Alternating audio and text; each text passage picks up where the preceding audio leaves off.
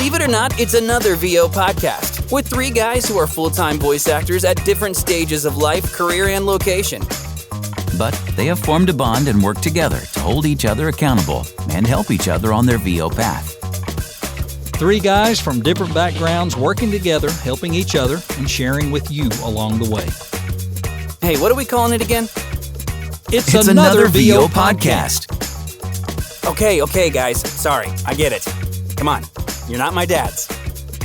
What is up, everybody? Thanks for tuning in again to another VO podcast. I'm Jake Sanders, and I'm here with Alden and Troy as per usual. But today we got another guest from the voiceover world, one of our peers, so to speak. I had the pleasure of meeting her at One Voice Dallas, and she was awesome. I met her in a kind of impromptu improv class that was run by Scott Parkin, and I got to see her in action, and she did not disappoint. Today's guest is Jenn Henry, and she is, like us, a voice actor. She has done some commercials for like Amazon and Virgin Mobile. She's done some e-learning stuff that looks like for sorry. I had it here and then it rolled away, but she's done good e-learning stuff as well. She's done a lot of stuff. You should check out her website. She does the thing. She does the thing. She does the thing that we all do. She does the thing. Yeah. Right. Yeah.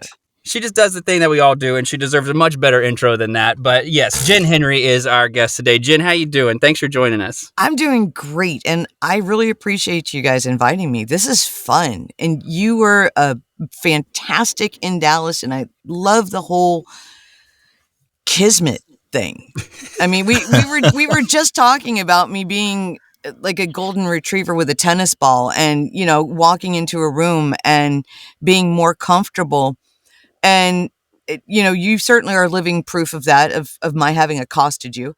But it was 100% welcome.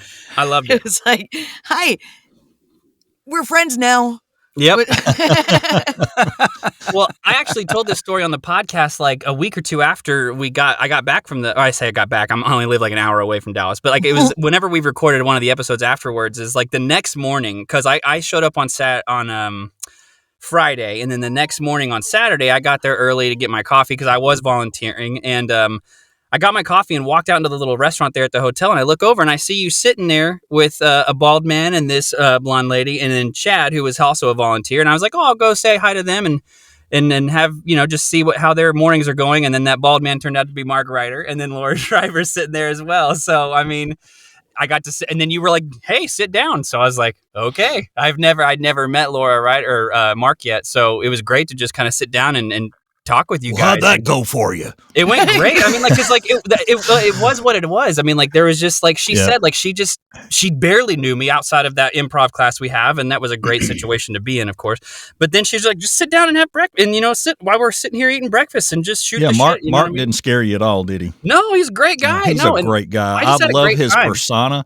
I've coached with him for probably a year and a half. Yeah. And we both, we got horses and, we got all that going in common. And I know that guy on a different level than what so many people hear of him. He is such a good person. He's incredible. But his aura that comes across, and I love the way he sounds, and I'm not going to compare him to this marketing guy that I see sometimes that I don't really have, but he does. He has that get after it thing, and I love that about him. Well, that's the same thing about Jenn. She's just so welcoming and so we talk about a lot that the voiceover community is full of great people, and Jenn is absolutely one of those people. And she was just so welcoming to me, and it made me feel really good and comfortable to sit down with, some of these heavy hitters and just talk about whatever at breakfast, Yeah. Yeah, and she's one of those people, comparing back to Mark, she's not afraid to be herself, and that's what makes you great in this industry. Oh, big time. It really that does. has everything to, and that's now I have to live up to the hype. Yeah, start being yourself, Jenn. It won't be that hard. Now, come on, it won't be that hard. No, it's and bless her heart, my mother-in-law is calling me. So I'm going to try to discreetly send a quick text message and hold my train of thought. It's funny, people refer to the heavy hitters. And the thing is that everybody is people. Mm-hmm. Yeah. And it's not being afraid to walk up to what you perceive, and it is all perception. Right. Mhm. Most especially in the VO world. I mean, if you walk into a restaurant in LA and see Lori Allen or, Rob Paulson or Yeah. Maurice Lamar, somebody who is, in a different space, Mhm. obviously, Mhm. I wouldn't suggest going up and sitting in their lap. However, if we're all at a conference together, come sit in somebody's lap. That's a great freaking introduction right there. Hi, I'm Jake. Are you going to eat that bacon? I do like bacon. Why not? Uh-huh. We spend so much of our lives and our existences, and understand, I did not come into the VO world with this understanding of myself and, of course, the industry or anything else. And I think a lot of what I talk about or blabber on about or whatever that, it depends on how you categorize my BS, came largely from my growth as a human inside of this industry. Mhm. Wow. And so the industry has itself, and the people in it have unlocked my ability to just be who I am. And Mhm. it sort of came down to a brass tacks at one point where I had to understand what constitutes me and get all of the crap, or as much as I could, out of the way of me and Mhm. whatever it is I'm doing. And that sort of evolved to a point of I can't be anything else anymore. Right. So Right. it's going to work or it's not going to work. But I'm 53 next month. And so for the sake of my own sanity and whatever's next and my kids, it was just mandatory to get away from as much of my own baggage and reclaim as much of it as I could. Mhm. Mhm. Otherwise, just nothing else had the possibility of working. Right. And Right. so, yeah, just come sit down. Are you going to eat that bacon? Are you going, and Right. just do that. Don't ever be concerned in an event space to go up and talk to a Dave Fenoy or a Tara Strong or Rob Paulson, or because if they're out there, they're out there. People are receptive to everybody else. And that is honestly just the wings that I was pulled under when I came into the industry. Apparently I looked like I was going to crash and freaking burn if certain people didn't go, oh, no, come here, baby. Come here, honey. Y'all are in the, oh, bless her heart. No, come here. Come here. Okay. Yeah. You'll be all right. Yeah. Just, no, don't. No, you're not going to do. Okay. Yeah. You're good. And that is, it was a long time before I realized that there was ugliness in the industry Mm-hmm. because I was nested. And then they kicked me out of it. And they're like, oh, okay. But I had the tools. Sure. Right. I had the Right. readiness. Right. Yeah, I think some of us sometimes when we use those terms of, you hear people say heavy hitters or elites or whatever, I think a lot of that is saying the people that have the experience of the business. Sure. Yeah. And Sure. it's not always looking at them and saying, oh, they're on a pedestal and we can't touch them. Because Right. if you go to VO Atlanta or you go to One Voice, you'll learn very quickly. I had the shock of I'm sitting there eating by myself at VO Atlanta, and Dave Fenoy sat down at my table. There was not a lot of empty tables. Hey, mind if I sit here? No. And, we're having a conversation like we've known each other forever. Mhm. And, You love it. that was I a love to couple see it. years ago. And those things, everyone is, like you said, they're all approachable. And the funny thing is you start to get on the other side of that and people start coming up to you. It's a totally different feeling. And then you even better understand it. Yeah. That it's just the people that are in it. And yes, there's bad apples, but my gosh, the majority are such good people and everybody willing to help. we were talking before we jumped on about marketing and, about seeing people face to face and all that. And I want to flip back to that before we forget, because there's such a commonality among all of us Yeah. with this. Yeah.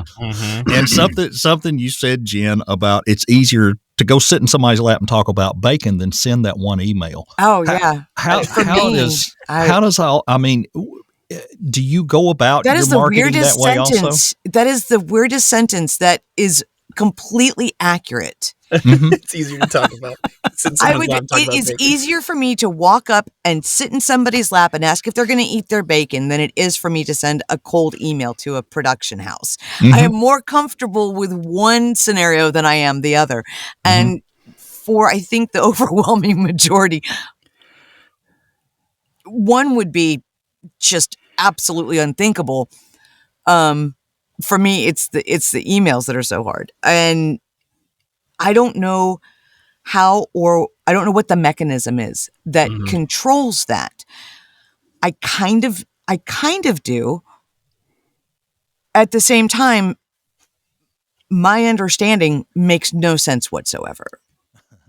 Even having had it explained to me, by somebody grabbing me by the proverbial ears and saying, they might be looking for you.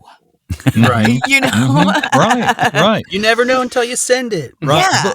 But I agree, because for me, even if I I go to a class and I learn what that email needs to look like, it still doesn't look right to me. No. Because no matter how many I send, I'm also getting those.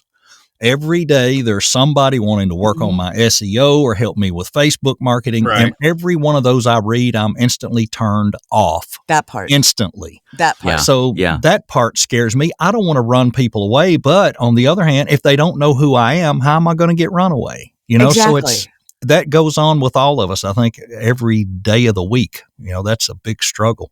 And I think that's my fear is being the email that is received the way I receive the 30 that hit my email box exactly the same way. And they are all, how do I make my introduction such that it isn't received with an eye roll and another freaking one of the, I don't want to be that. If we could only imagine in our minds the way we imagine our audience or whoever we're talking to when we're creating our voiceover, when we're narrating whatever script, we have that person we're talking to in our mind. If we had a person that we could picture when we're creating our email, that we can imagine what their feedback is going to be in a positive way, instead of always dreading, oh, I sound so stupid when I'm typing this. Yeah. Well, I'm there's a dork. Well, I know I'm a dork. So I think a lot of us, that's the secret. We're all dorks. I think a lot of the people that we're sending these emails to and we're sending to production houses and stuff anyway are just as much a dork as we are. Well, why wouldn't they be? When we are creative people sending things to creative people, I do know for a fact one of my biggest dumb things, or just it didn't go well, was being too formal. Yeah. When I came into the industry initially, I was like, oh, okay, professional means this. And I've worked in, so I know what a professional email looks like. And then sort of coming to the point of understanding each profession has a different language. And I would love, again, to find that mechanism that just flips the lock, that says, okay, here are your resources.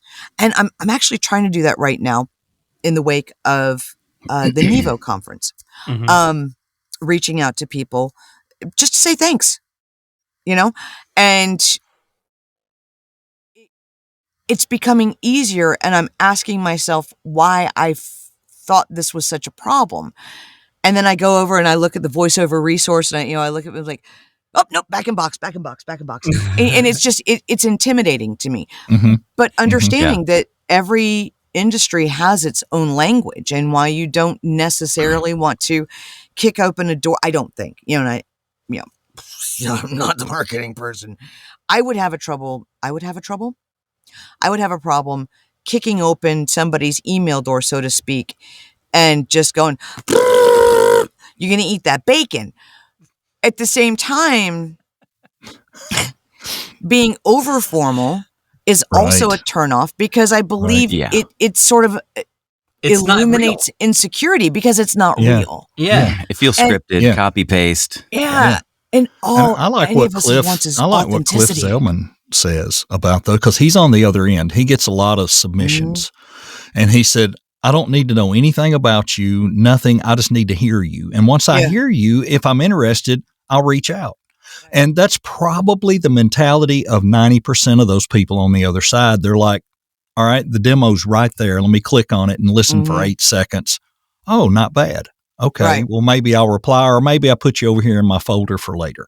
Right. And, so sometimes I think there's so much overkill, and, it has to be such a perfect email, because I got to wonder if 80% of them probably don't read it. They just look for click the attachment, or Right. Click the Right. website, demo. click the attachment. So maybe we're worrying too much. I don't know. Yeah. I don't know. What? Yeah, I maybe that's the case, Jen. And I don't. If you're hearing this for the first time, I apologize, but Yeah. Epiphany moment. Are you kidding me? I think we're putting a little much into this marketing. Yeah. thing. I don't Wait, know. wait. Yeah. It's not beyond the realm of possibility that a bunch of creative people are entirely neurotic and overthink things. Yeah. yeah. Yeah. Yeah. And speaking of Don't let that get out. Speaking of creatives and all that, now all of us came from different backgrounds. This has not been our thing for centuries. It's Right. only been for so many years. What in your career, what in your past, do you think gave you the tools to do what you're doing now? I have a radio background, which to some degree can be the kiss of death for people. What it did provide me overwhelmingly was an advantage, because I can produce the hell out of anything. So I knew coming in how to produce my own stuff, how to edit my own stuff, how to make audio sound really good. Mm-hmm. So, because you can have it's hard to overlook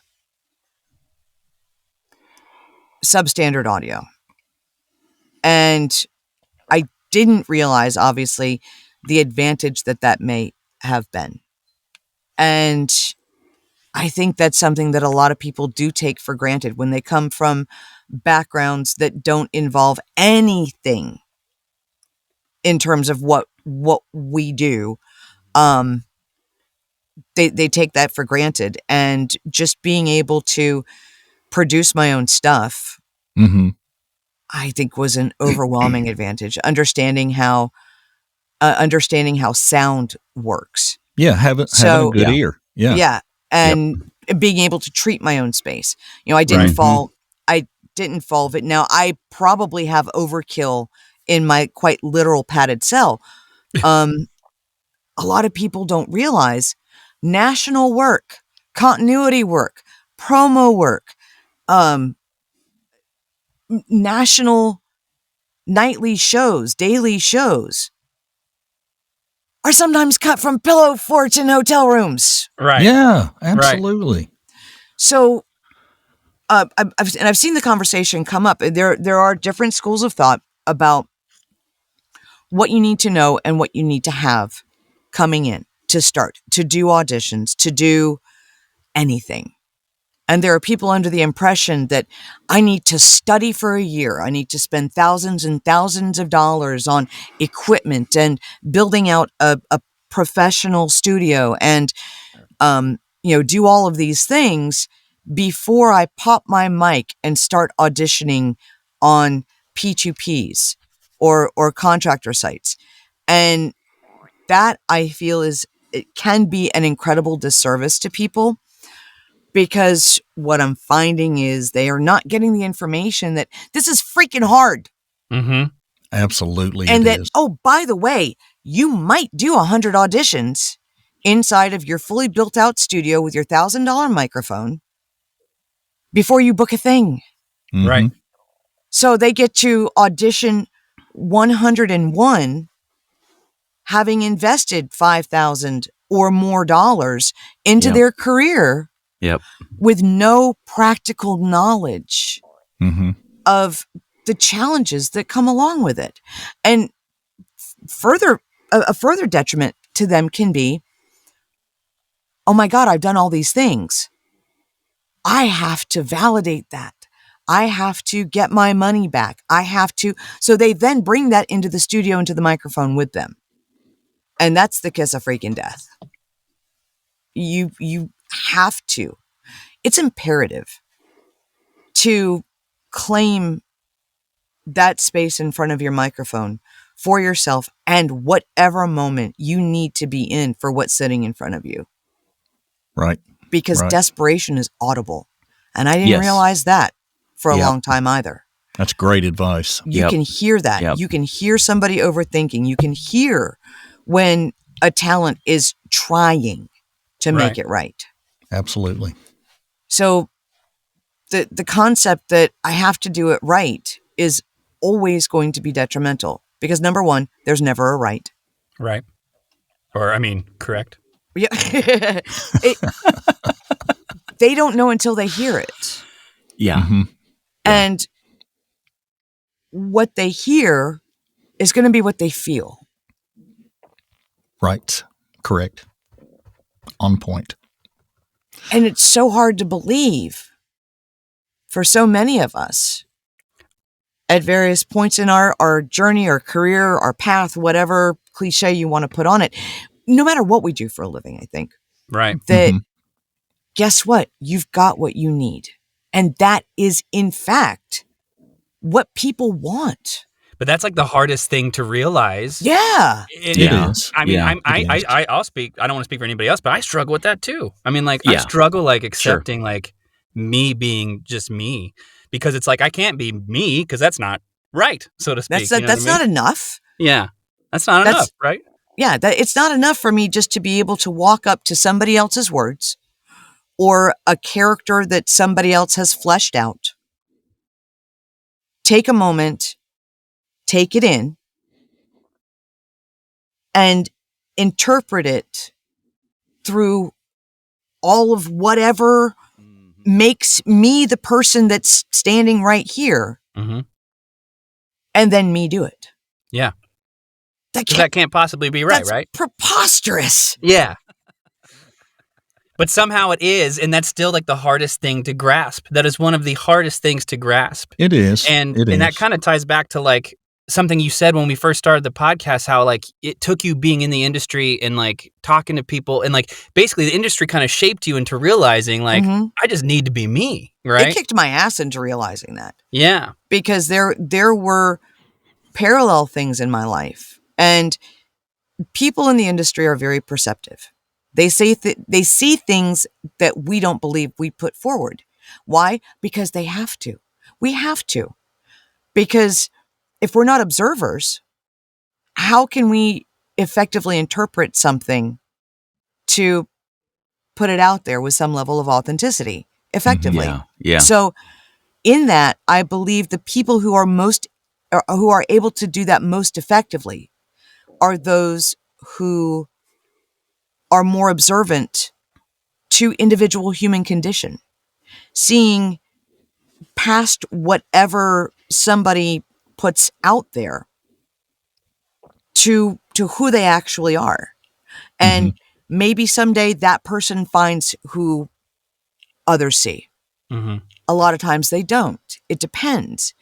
But having the benefit of people around me who saw significantly more and significantly different elements of me Mhm. that I didn't recognize. And they hung in there with me until the day I saw it and went, oh, okay, this thing, Do that. do that. And that thing ain't pretty.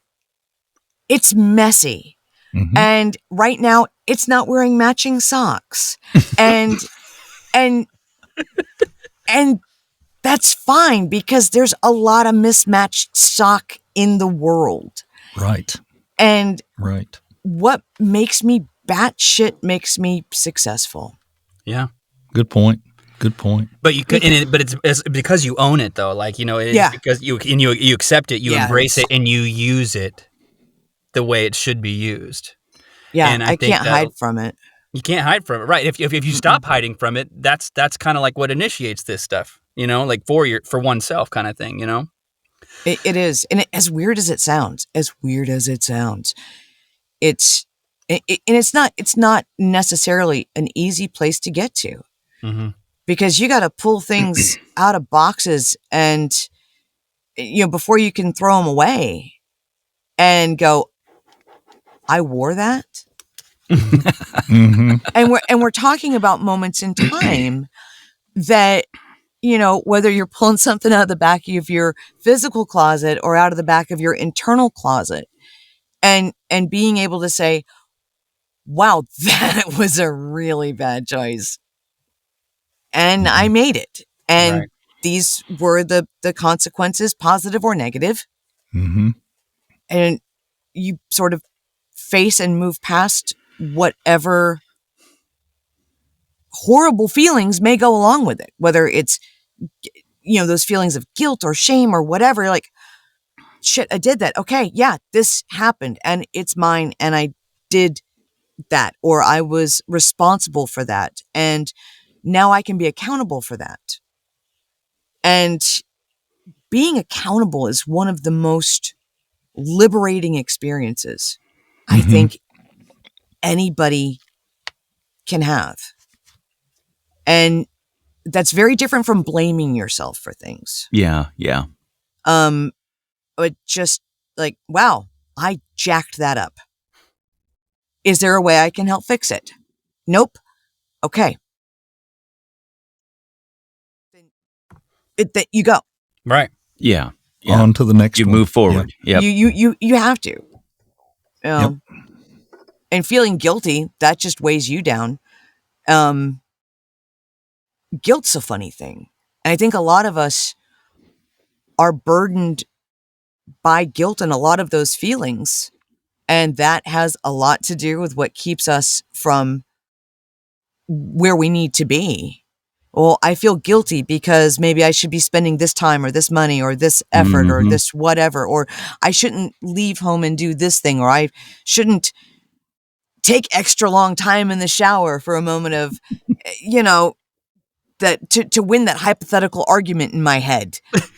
Because I know I'm the only one that has hypothetical arguments and debates in the shower, that I win every single time. It's a great place for resolution. It is. That and a long ride in the car. Long ride in the car, Yeah. man. Oh, my gosh. Yard work. The stuff yeah. I get done. I'm a freaking prophet when I'm pulling weeds. When I'm Yeah. pulling weeds. I've won so many Pulitzers, and they and just the understanding, we feel guilty about all these things, and then guess what I realized guilt was?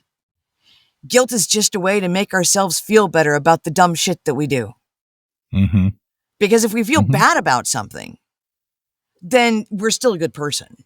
Because Yeah. we feel like we kind of like, I feel bad. I feel kinda bad. deserve- I feel Yeah. bad. So, yeah, so you know, it's it's- okay now. It's It's our own self-check. And as long as we continue to feel Yeah. bad about that thing, it allows us to, in some insipid way, make us feel better about ourselves. Because if we don't feel bad about it, then we're a bad person.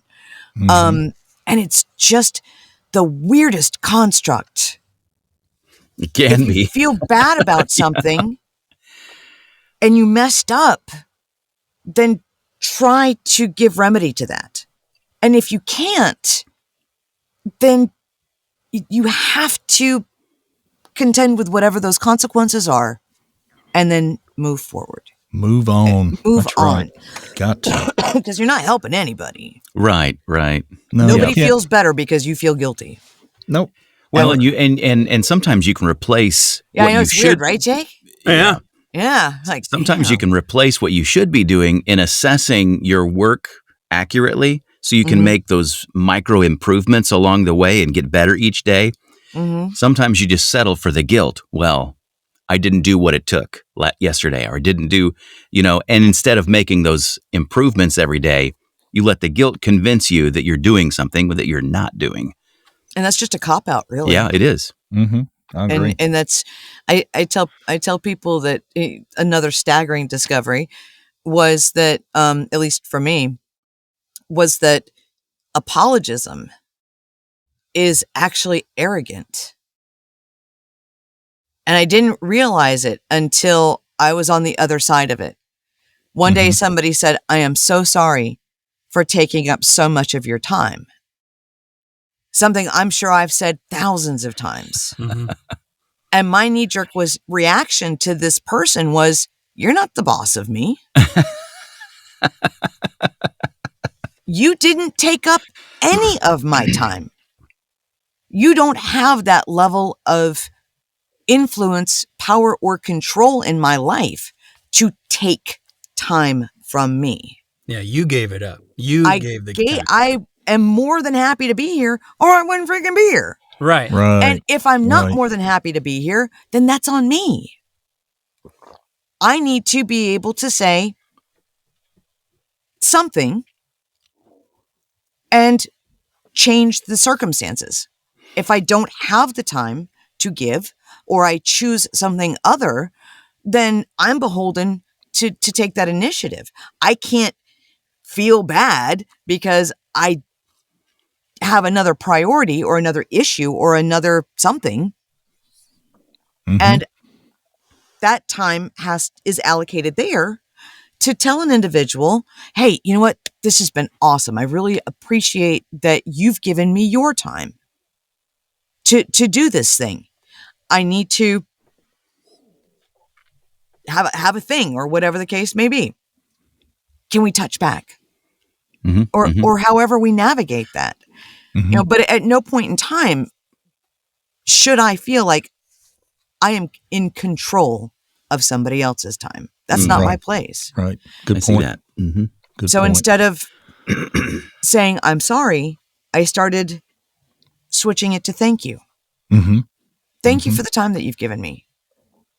Wow, that's really Very good. Very insightful. And I feel like our conversation today has been such a deep dive into just people, what people deal with every day, and how it affects and how it affects our performance, how it affects our mindset going into the booth and whatnot. Like, honestly, a little unexpected. Not that I didn't think any of us were capable of going there. I was just surprised that that's where it went. And I've really enjoyed just listening to your perspective on that. And some things you've said have definitely clicked with me today. So that's I'm really glad that the conversation went this way, because I think that's something we have not really kind of gotten into on the podcast. I feel a new podcast coming. Yeah, I know. Yeah. VO Self-Awareness with Jenn Henry. Right, I know. Like, just do it. Well, and we used to call these soft skills, right? We used to call these the interacting with people in a way that's effectual and building. We used to call those soft skills. We don't use that term as much anymore, but a lot of voiceover talent struggle with soft skills in that way, and I think it has a lot to do with the interpersonal talk that you were mentioning, Jenn. And that's what it is. I've seen it just, hashtag narrator, soft skills, building things, and things like being on time, things like not saying, "Jesus, what do you want?" when somebody calls. These are great soft skills to be acquired in a work situation. I find that because so much of what we do in a way is, to me, is maybe just sort of in the process of living that we bring into spaces, and more than just a soft skill to learn in a workplace. It all just stems from where we came from and what we learn and what we feel about ourselves and what we've sort of, how we fit into the constructs that have been built around us, either by society or previous workplace experiences, all the way back to family upbringing and what we were exposed to, and so many different facets, which as performers are highly beneficial to us when we allow ourselves to actually look at them and accept them and embrace them as positives, because as compartmentalized as we like to be, these are all things that make up who we are. And you can use Right. them. We have to. Absolutely. We have to. To kind of switch gears just a little bit, like I had mentioned, I met you in Scott's improv class that he did, just kind of spur of the moment there at One Voice. How important, and we've talked about it one time, Ed, that I can remember on the podcast, like how important do you think it is that everyone kind of, and I do mean everyone, not necessarily voiceover, but I mean, improv is such a powerful tool. Mhm. And not just voiceover, not just acting, but like in people's day-to-day lives. I've taken improv classes here and there, and every time they'll say this is for everyone. This is not for this is not just for performers. I mean, it No, helps not at people all. like with their interactions, at work, with interactions, when they're out and about, kind of thing. Like, I read on your website that you have improv experience and whatnot, and of course you do. I mean, I know this about you, of course. So I just wanted to get your thoughts on improv in life, and how what people can discover about themselves through improv, and what that does for people like you, or what it can do for people. I believe improv at its core is beneficial to anybody who talks to other people ever. Yeah. That would be true. Because the key to effective communication isn't talking, it's listening. Mm-hmm.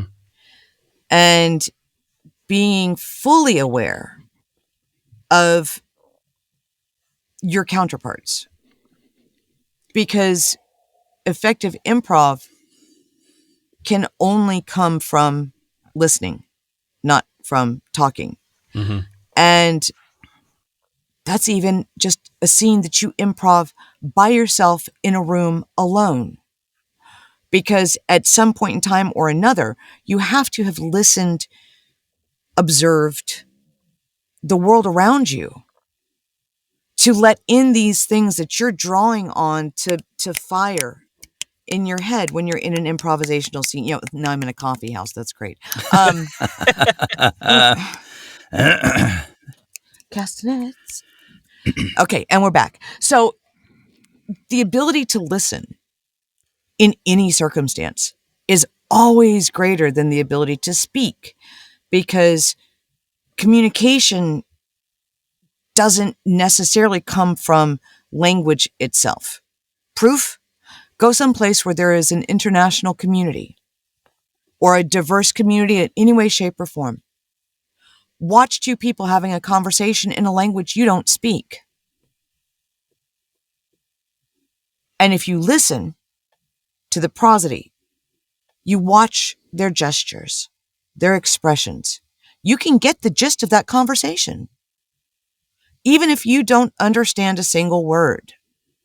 When I talk to people, a great study in acting and getting the understanding that language itself is probably the smallest part of communication. Watch something in a language, watch a TV show in a language you don't speak without the subtitles and see if you can follow it. And moreover, how long it takes you to follow it. Because if you watch and you listen and you observe, you can interact with what's going on that you're seeing on the screen, even if you don't understand a single word of it. It's a different processing point. And we can have such an incredible understanding of one another by observing and listening. Unfortunately, the general communication structure is backwards because we listen long enough to come up with what we're going to say next. Mm-hmm. So we're not listening to take in, we're not listening to receive, we're listening to respond. And that bunges up a lot of communication. When you walk into an improv situation, honestly, a conversation with a stranger, that's an improv situation. 100% improvisational situation. Yeah. The scene has been set for you. Maybe it's not a silly scene. But the pretense doesn't change. Nothing changes about the fact that you are performing improv when you walk up and meet somebody that you have never met before. You walk into a space where you've never been before. You are in an improvisational situation. Yeah. That's very true. Yeah. And the whole listening, watching a conversation in a language you don't understand, it's very true. I mean, I've been at many restaurants where I've seen that go down, and I do kind of get captivated for a moment if I am watching long enough, like, what's going on here, right? Like, oh wow. And it's not what they're saying because I don't understand. It's the gestures, it's the tonality, it's the facial expressions, it's things you can watch and observe. And I think you made a really good point about observation and how we should listen more, because I think that's a big issue that we all can struggle with, is listening. Because we all have our own agendas. We all have Sure.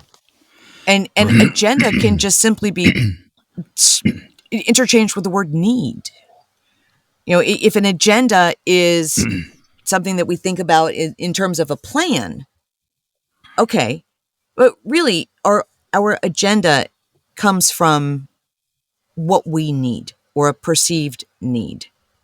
And I have found sort of in life, if we sit and we listen and we observe, we might find that our need and our agenda is already being met. But if we don't see that it's being met, then we're going to act out in a particular way. And I'm a huge fan of Maslow, so I won't dork out and go Maslow, but we have needs that need to be met just as animals. We have needs that have to be met. And if we don't feel as though those needs are being met, we're going to respond to our environment, to the people in our environment, in very particular ways. And we all know people who do. Will taking improv classes necessarily change everything around us? No. What it can do very much is break down barriers to how we listen and how we receive the things around us. So we're better informed when we respond. And sometimes it's just freaking funny. Yeah. Right. Right. That's a great place to lose fear. And become more become more self-aware in a moment, because when you do improv, pardon me, when you do improv, if it's going to be successful, you can't stop and think about what the right thing to say is going to be. Right. Otherwise, it just throws brakes on everything. It forces you to get rid of things that stand in the way of what is actually real. And sometimes if you're in a scene that is intended to be silly, brilliance happens, because sometimes the first thing that comes to your mind is incongruent with the scene. That makes it funnier. And if you can move forward with that without going, oh, that was dumb, I shouldn't have said that. No, then the person that you're with is beholden to work from that. And it just is such a liberating way to learn to communicate at an entirely different level. And know that you're not always going to be communicating in the same way as other people. But knowing where you are and listening to them, that will help you hear their agenda. That will help you meet their needs more efficiently. And sometimes when somebody has their needs met efficiently, that will give them a moment of pause to go, okay, wait a minute. That need was met. I wonder if this need's being met. Oh, and not that you taking improv is going to change somebody else's life. Right. But when we're in the presence of people who have sort of glaring self-awareness, it can provide a safer place for us to develop some of those same things. I'm not afraid to dance in the grocery store. And that started with my kids. It had nothing to do with expressing myself. It had something to do with not dying in the freaking grocery store. And you know what? Singing in the grocery store and dancing with your kids in the grocery store is a hell of a lot better than chastising them for, don't touch the cucumbers. So my youngest is autistic, and it's like, dude, there is nothing that he can't have to touch, especially when he was younger. But you know what? If we were dancing at the basket, that's where his focus was. Right. And I didn't mind. I didn't care who looked. Sure. And a lot of people are afraid of, what will people think of me? You know what? People will think that I am not curled up in fetal position crying because I'm wearing my youngest like a hat. And my oldest is, writing a thesis on something because he was born smarter than me. I didn't actually know it until he started to talk, but. So we're so afraid of what everybody thinks. That is so true. And I think that carries over into what we do. Everything. It shows up. Everything. Yeah. Yeah, it does. That ability to listen to somebody and to pull what they are seeking, do they need to be, are they looking to feel loved? Are they looking to feel this? Are they looking to hear that? Mm-hmm. If you stop and listen, you can determine that, and then your answers become that. But if you are, like Jenn said, if you're already prepping a reply just to look good or make you feel better, you're not helping yourself at all. I see that all the time. I've got certain family members who are quick draw McGraw. You never finish saying what you're going to say. They're already answering because they want to look smart. But they don't really care what you're talking about. They just want to tromp over you. Mm-hmm. And that's no fun either. Yeah. Wow. I feel like I've been to therapy and I owe somebody money and I need to get off the couch. Yeah, I mean, I really feel like this was this is like when we go back and listen to this episode, I feel like, and when others do too, I just feel like it's going to give them something that we just haven't had on the podcast yet. Like, yeah, for real. We've not always talked about voiceover, technical. But we've talked about like an essence or the essence of authenticity in voiceover, in a sense. Even though we haven't just been talking directly about voiceover, it's just talking about being yourself. And how often do we hear be yourself, or like, be authentic? That's what they want. Like, that's what people are wanting to hear. But yet we get in the booth and we just can't provide that. You know what I mean? I say we try to do it. That's the problem. Try to do it trying to be authentic. And if you'll just be freaking you. Yeah. And I as if my struggle was comes something in you could put on, right? Right. Yeah. And the struggle has come in lately with me as I've been coaching with Tom Antonellis on dialect reduction. And I told him up front, I said, Tom, I want to find certain words that are absolutely murdering me, but I also do not want to lose my authenticity. And that became a big challenge because I don't know that you can do that totally. Can I help?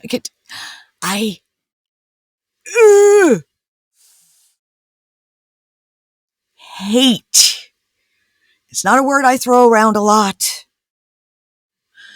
I hate the expression dialect reduction. Mm-hmm. You aren't reducing your dialect. You are adding an accent. Yes. You are adding That's true. A dialect. That's true. If I go to Tom or anybody, so I can fine tune my British accent, or a regional British dialect, or a regional U.S. dialect, I'm not reducing a damn thing. I am adding to my tool chest an additional dialect that I can work with. Mm-hmm. As soon as you tell somebody that they need to reduce their natural dialect, you are telling them that where they are from, their heritage, their geography, their personal upbringing, that their everything is not enough. Mm-hmm. and that it's not good enough to do what you want to achieve. And that is bullshit. I'm kind of passionate about that. Mm-hmm. I was And not I able to really wish people would stop using that expression, because I know when people say it, they mean well. Mm-hmm. And they're just talking about the linguistically, but you know what? What we sound like right out of the box is who we are. Mm-hmm. Mm-hmm. True. Very true. And to tell people that this isn't enough, or that this is bad, or you won't ever book work as who you are, is so detrimental to the performer as a human. And you know what happens? People step into the booth and they fight their natural self. Right. They fight their natural dialect rather than going, oh, this is a banking spot for Seattle. Let me pull this generic homogenized US American English off the shelf, put those shoes on this read, and then put it back when I'm done. Right. There are people who want to succeed so badly and have so much to offer as performers. Their authenticity demands it of them. And they go to a conference, they go to a something, they do a something, and they and are told, well, you sound too whatever. Right. Mm-hmm. Stop it. I mean, that's pretty much Stop it. what we do. We get in our own way. And like you had mentioned, you got to unpack a lot of things, and you just got to get out of your way. Mm-hmm. We have people putting stuff in our way. Right. By telling us right out of the gate. And there's a good chance that we're already neurotic as shit before we even open our mouth and display who we are and what we sound like. Mm-hmm. Yeah. And then we have somebody say, you're not enough.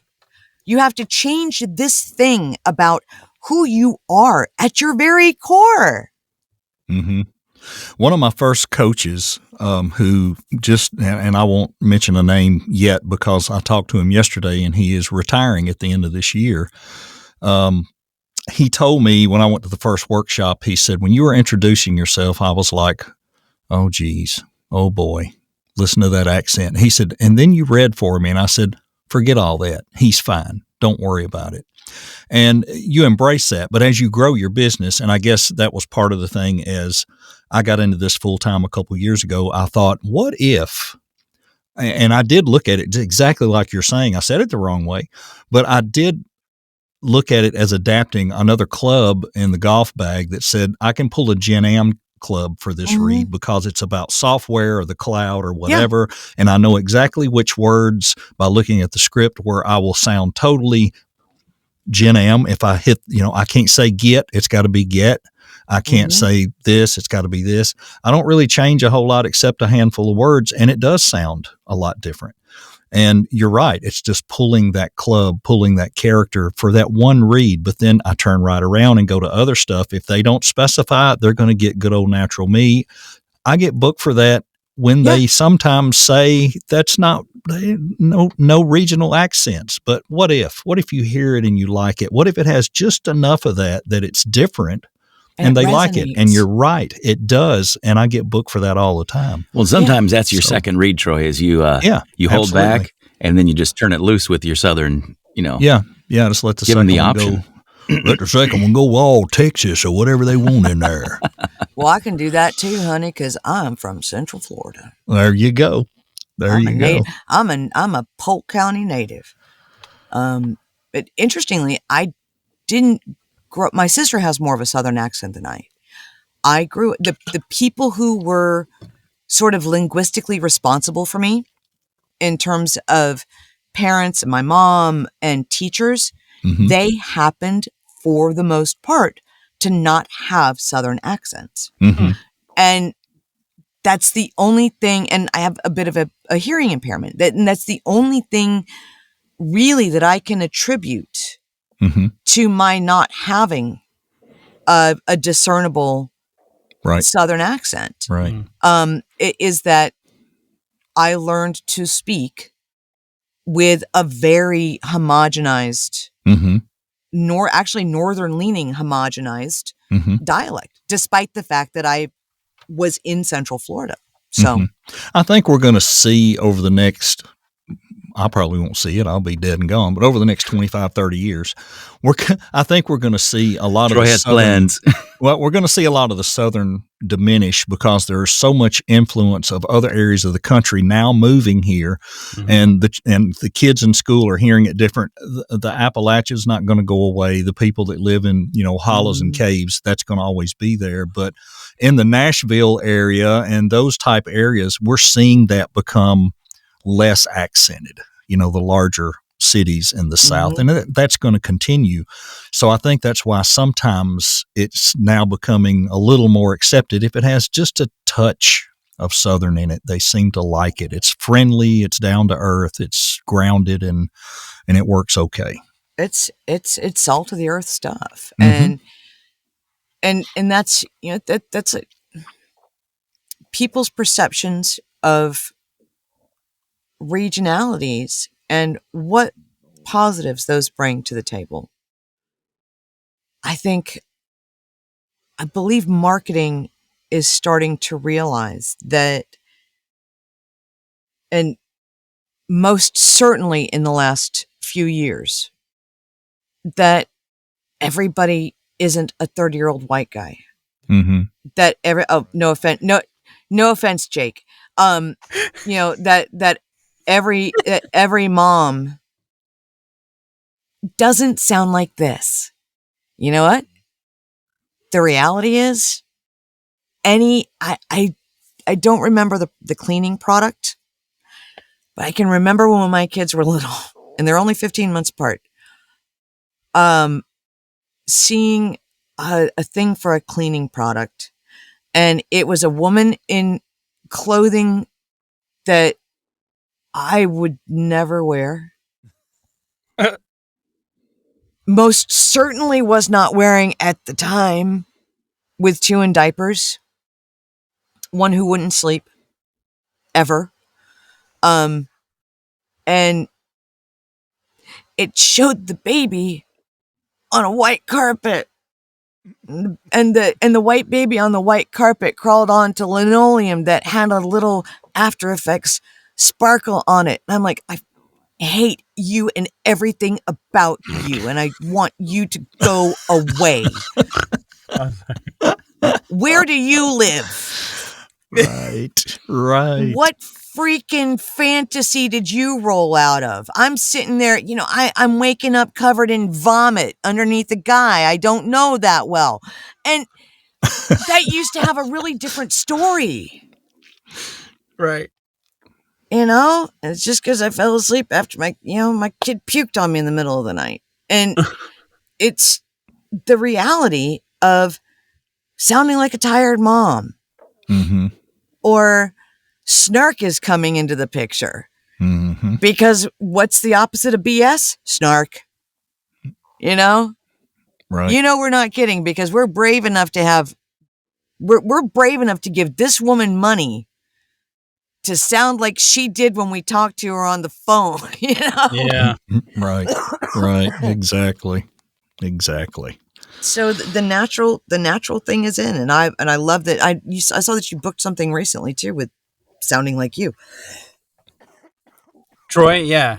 Well, Troy's always booking that his natural sound. I know. Because it's real. Yeah, it's real. Yep. Real is what matters. Yeah, well, but my wife would like that to double. So The bookings, yeah. yeah, no We all pressure. would. It all comes with time, and yeah. Well, Jen, honestly, like we mean this when we say this. We could keep going for hours. I'm sure it's just so fun to talk to you and just hear your perspective on things, and just in general, like you're so you, and I love that. And you're such a great person to meet in person. I hope I know Troy's going to be at VO Atlanta if you're going to be there. So if you guys see each other, you should definitely say hello. I will. And It'll be a flying hug for sure. You have been I can't believe that that you guys pulled my string and I just sat here and talked for an hour. you know what? That's great. kind of that's That's what great. we want. I mean, like we don't have guests on super often, maybe once a month, and we might have some more in the year, but it's a lot of the times it's just us. And, sometimes, at least for me, I feel like we can only say so much. So it's always refreshing to have someone new come on and we're just talk. scratching the surface. Exactly. Yeah, We're just scratching the surface. And if this is any indication of what we're going to hear with more people on, then I'm super excited. And I can't wait for people to listen to this episode just because it is something so...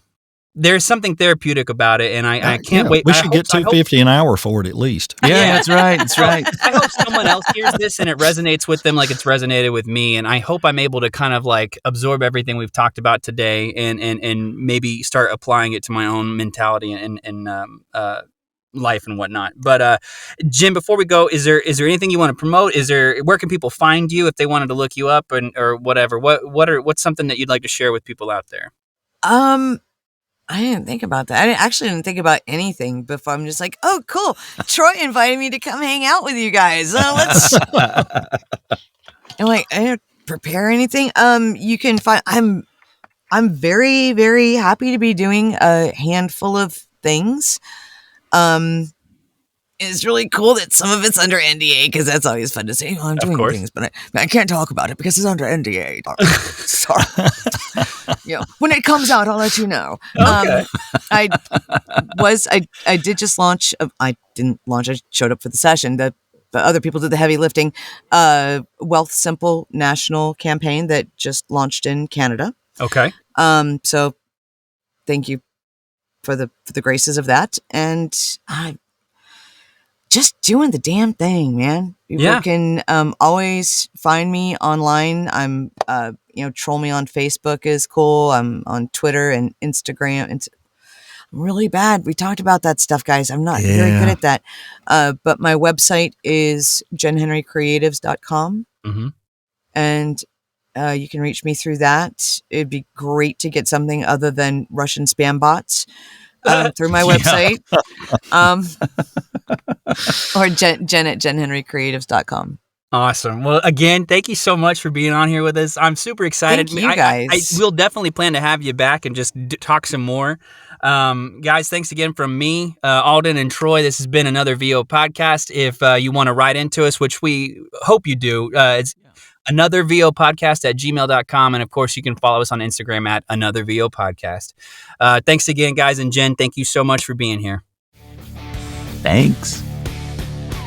Thanks for making it all the way through another VO podcast with Jake, Alden, and Troy. We'd love to hear from you. Email us at anothervopodcast@gmail.com. And be sure to like or comment on your podcast platform.